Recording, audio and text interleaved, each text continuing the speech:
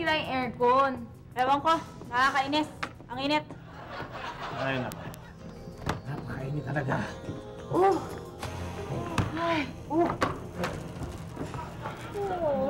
Init. Ay! Bawal yan. Bawal yan. Bawal yan. Bawal yan. May bagong ordinansa ang MMDA na lahat ng mga lumalabas na mga walang kasuotan pinagbabawal na. Ha? Madam President, barong naman yung tinanggal ko at nasa loob naman tayo ng opisina. Oo nga. Ay, pinapaalalahan na kita para mo gawin yung susunod. Ha? Inuunahan lang kita.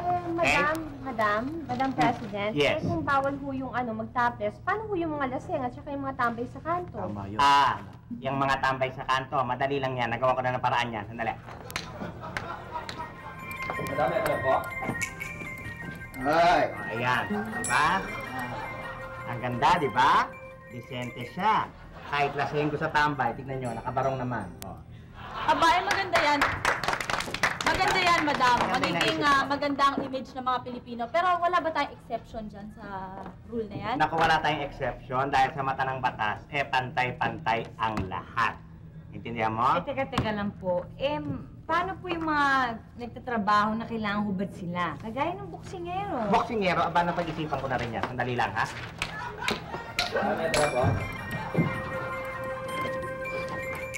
Diba? Boksingero na. Nagalang-galang tayo ng itsura. Okay. Yung next time, lalagyan natin ng necktie para maganda. Okay? Okay? Parang kilala ko yung singero.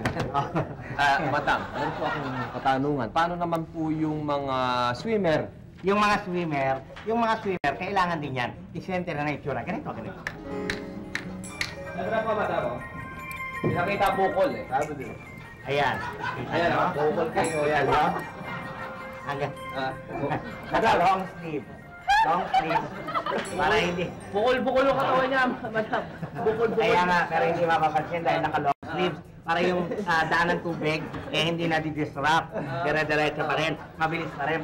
Parang wetsuit ng mga deep sea divers. So, ang ganda. Talagang napaka... Madam President, believe ako sa inyo. Ang galing niyo talaga. Aray ko! Sorry, madam! Sorry po! Sorry, madam! Sorry po! Walang yan. Bakit ako sinampal mo? Ha? Hindi ko po siya nasunod. Pasensya na po kayo. Tumigil ka na. Tama na. Anyway, since pinag-uusapan na rin lang natin yung mga kasuotang panlabas, dumako naman tayo sa labas ng bansa.